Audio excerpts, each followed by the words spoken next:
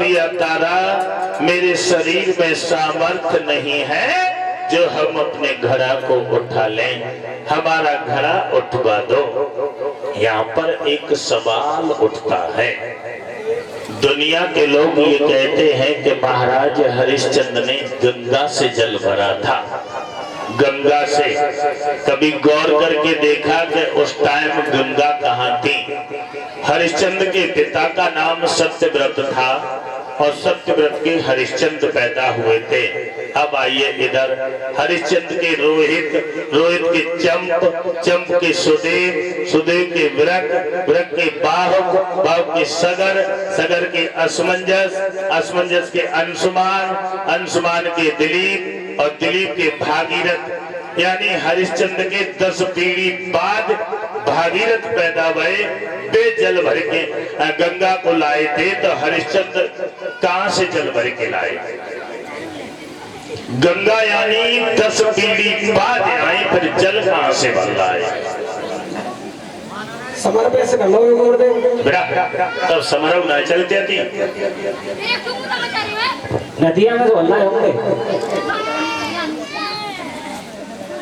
तू बिना मतलब की बातें करते हो। 10 पीढ़ी बाद गंगा आई तो मैंने कहा छठी खाई, छठी ना खाई, किताब पढ़ी। जल कहां से भर के लाए? तो मैंने एक जगह लिखा देखा कि बाण नाम के तालाब से जल भर के लाए थे। उस टाइम गंगा नहीं थी, एक तालाब से जल भर के लाए थे। हाँ, हरिश्चंद्र ने जवाब दिया, तारा मेरे घड़ा को उठवा दे। तारा कहने लगी, महाराज घड़ा उठवाने की बात छोड़ो, तुम्हारे घड़ा को छुए उन्हें। जबकि क्या जवाब दिया, तुम्हारे पास एक डाम का घड़ा और मेरे पास एक ब्राह्मण का घड़ा। मैंने अगर तुम्हारे घड़ा को छू लिया तो मेरा धर्म चला जाएगा। तारा ने मना कर दिया और तारा बोली, महाराज घड़ा तो नहीं उठवाएंगे, लेकिन एक अकल बता देंगे। हरिश्चंद्र बोले, अकल का है? तारा बोली, जल में घुसते हुए चले जाओ और कंधों तक जल आ जाए, घड़ा में ताकत लगाना, घड़ा सर पे आ जाएगा, लेके चले जाना। तो हरिश्चंद्र जल में घुसते हुए चले गए, कंधों तक जल आया। हरिश्चंद्र ने ताकत लगाई तो घड़ा सर पे आ गया। जब तक जल में चलते रहे तब तक घड़ा सर पे रहा और जल से बाहर आए, हरिश्चंद्र को ठोकर लगी, घड़ा गिर गया और घड़ा फूट गया था। घड़ा के टुकड़ों को लेकर के हरिश्चंद्र रोने लगे कि आज वो नालायक हमें भोजन नहीं देगा।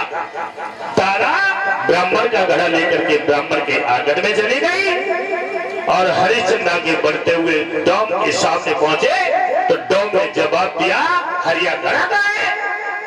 हरिश्चंद्र बोले, महाराज वो घड़ा फूट गया। क्रोध में आकर के जवाब दिया कि पकड़ मेरी लाठी, आज से तुझसे ये काम नहीं होगा। अब मरघट में जाकर के कफन बाहर कफन। हरिश्चंद्र ने हाथ में लाठी ली और मरघट में जाकर के कफन बाहरने लगे थे। कफन धीरे धीरे समय गुजरा तो एक दिन ब्राह्मण ने जवाब दिया, तारा बच्चा कहाँ है? पूजा का समय हो गया है, बगिया से फूल तोड़ के लाए। तारा ने रोहित को बुलाया और जवाब दिया, बेटा ब्राह्मण का कहना है पूजा का समय हो गया है, बगिया से फूल तोड़ करके लाओ।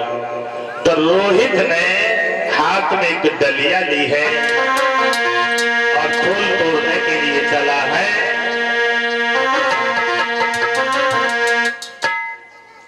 जाओर का जो गमला लगे